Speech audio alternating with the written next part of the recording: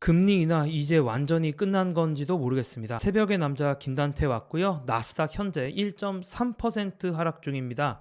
나스닥뿐만 아니라 다우지수나 S&P 500, 러셀 2000 같은 미국의 주요 주가 지수도 다 같이 하락을 하고 있는데요. 이 하락 자체가 사실 뭐 하루 이틀 있었던 것도 아니고 이 하락이 며칠 연속 지속이 된다는 것 자체가 상당히 좀 불편한 상황을 만들어 나가고 있죠. 지난 영상에서 이번 주 금요일이 중요할 수 있다 이렇게 말씀을 드렸는데 무사히 지나가길 바랬는데 결과적으로 그렇지 못했습니다. 미국의 고용 지표들이 나왔는데 예상보다 더 좋게 나왔고요. 주식 투자자들 입장에서는 미국의 고용이 안 좋기를 바라야 되는 좀 아이러니한 상황이기는 하죠. 자, 비농업 고용지수 보면 25만 6천 건이 이제 늘어났고요. 예상치가 16만 4천 건이었으니까 예상치를 훌쩍 뛰어넘게 많이 증가했다. 일자리가 증가했다. 이렇게 볼 수가 있고 시간당 임금은 뭐 예상치랑 거의 똑같이 나왔는데 또 연준이 많이 보는 지표 중에 하나죠. 바로 실업률이 4.2%를 예상하고 있었는데 4.1%가 나왔어요. 그래서 실업률이 예상보다 더 낮고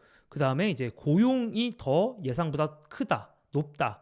이런 거 자체가 미국의 고용, 노동시장이 예상보다 더 강하다라는 거죠. 다만 여기서 한 가지 그래도 얘기를 하자면 이전 수치들은 이게 전월이거든요.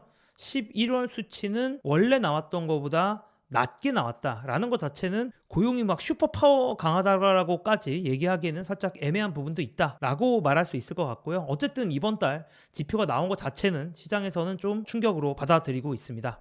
또 다른 경제 지표들이 발표가 됐는데 이것도 사실 그렇게 좋지는 않죠. 왜냐하면 인플레이션 기대치 관련된 지수들이 다 예상치보다 높게 나왔기 때문입니다. 그러니까 고용시장도 예상보다 강하고 인플레이션도 예상보다 높으면 연준 입장에서는 금리 인하를 할 수가 없는 거죠. 그러다 보니까 10년물 채권 4.747%까지 올라갔고요. 이제 4.8 왔다 갔다 할 것 같습니다. 30년물 미국 국채는 5%도 잠깐 찍었다가 지금은 다시 안정이 됐는데 지금은 4.951%입니다. 그러니까 채권 시장은 정말 발작을 하고 있다라고 얘기를 할 수 있을 것 같아요. 자, 연준의 비공식 대변인이라고 알려져 있는 월스트리트저널의 닉 티밀하우스 기자는 1월 금리 인하 가능성은 끝났다.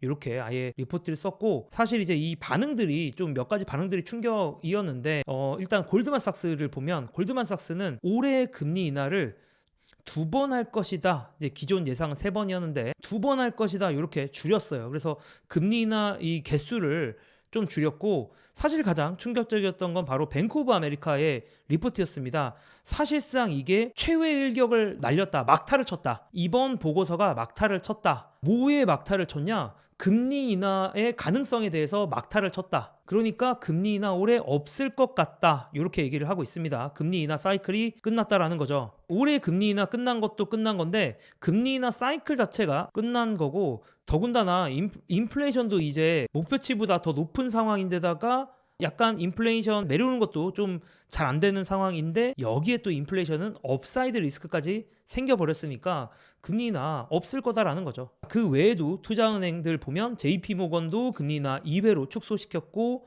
바클레이스도 올해 금리 인하 1회 할 거다 이렇게 얘기하고 있고 RBC에서는 금리 인하가 없다 이렇게 얘기하고 있습니다. 그러니까 이제는 투자은행에서도 금리 인하가 없다라고 이야기하는 게 그렇게 소수 의견은 아니다라는 거고요. BMO의 얼 데이비스라는 분은 어떤 얘기를 했냐면 고용보고서에서 가장 중요한 수치가 실업률인데 그 실업률이 4%에서 4.5% 사이 라면은 연준이 금리를 동결할 것이고 4.5%가 넘으면 양적 완화를 재개하고 그러니까 이제 4.5%가 넘으면 고용시장이 안 좋아진다는 거니까 고용시장을 살리기 위해서 좀 완화적인 걸 한다는 얘기죠. 그리고 4% 이하로 떨어지면 인상을 시작할 거다라는데 지금 실업률이 아까도 보시다시피 4.2에서 4.1로 온 거예요. 그러면 4.0, 3.9 이렇게까지 가면 금리 인상을 연준이 할 수도 있다라는 겁니다. 자, 그리고 또 하나 충격적이었던 건 바로 패드워치라고 해서 시장에서의 움직임을 보고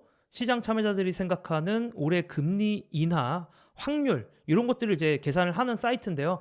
2025년 12월 그러니까 올해 말까지도 금리 인하를 안 한다라고 생각하는 그 확률이 25.8%나 됩니다. 이제는 금리 인하를 안 하는 것도 어느 정도 시장에서 당연하게 받아들이고 있다라는 거고요. 자, 이번에 좀 불마켓이 어땠는가, 이번 상승장이 어땠는가를 이렇게 우리가 좀 볼 수가 있는데, 이 검은색이 이번 상승장이거든요. 근데 이번 상승장인데 대충 이제 미디언 듀레이션까지 왔어요. 그러니까 미디언 듀레이션이라는 게 뭐냐면 역사적인 미국 주식시장의 상승장의 이제 기간이 있지 않겠습니까? 그 기간이랑 이번 상승장 기간이랑 비슷하다라는 얘기예요. 그럼 이걸 다시 말하면 무슨 말이냐? 이제는 언제 하락이 와도 통계적으로 봤을 때 그렇게 이상하지 않다. 자연스러운 상황이다라는 거죠. 더군다나 시장 참여자들 약간 부담스럽게 만드는 건, 물론 이제 이 모든 건 다 AI 때문이고, 저는 AI에 대해서도 많이 말씀드리고 있지만 어쨌든 최근 2년의 미국의 주가 지수 S&P 500의 상승은 1928년 이래로 가장 강합니다. 금리 인하는 끝나가는데 주식시장은 너무 많이 올랐고, 뭔가 여러 가지 조합을 했을 때 그렇게 좀 안심이 되지는 않죠. 그래서 저의 이제 가장 큰 걱정은, 물론 또 다른 지표들 나오고 또 예를 들어서 물가가 괜찮아지면 또 전 생각을 바꾸긴 할 건데, 어쨌든 지금 나온 데이터들만을 봤을 때는 금리 인하 시작을 하다가 연준이 이제 금리 인하를 어느 순간에 멈추거든요. 금리 인하를 멈춘 다음에 다시 이제 금리 인상을 가는 이제 이런 방향으로 연준이 갈 가능성이 있는데, 지금 이제 금리 인하의 끝이 슬슬 보인다라는 거고요. 금리 인하가 끝나고 그 다음에 금리 인상, 만약에 금리 인상을 하게 되면 결국에는 증시에는 상당한 압박으로 작용할 가능성이 높아 보입니다. 더군다나 또 최근에 또 주가도 많이 올라왔기 때문에, 제가 저번 시간에도 말씀드렸지만 채권 금리랑 원래 이제 주가랑 반대로 노는데, 지금 이제 채권 금리가 상승하는데도 주가가 올라가는 기이한 현상이 벌어지고 있죠. 근데 이게 여기서 이제 또 연준이 기준 금리가 변화가 있을 시에는 시장에 좀 상당한 혼란이 몰려오지 않겠느냐라는 걱정을 하면서 부디 저의 걱정이 기우이길, 특히나 좀 물가가 많이 안정이 되는 모습을 보이면서 미국이 좀 금리 인하를 하고, 미국이 금리 인하를 해야 또 전 세계적으로 금리 인하를 할 수가 있기 때문에 그런 거를 좀 많이 바래 봅니다. 그래서 물가가 좀 진정이 됐으면 좋겠다, 뭐 이런 말씀 드리면서 다음 물가 지수 발표 때 인사를 드리고요. 그럼 저는 또 돌아오도록 하겠습니다. 감사합니다.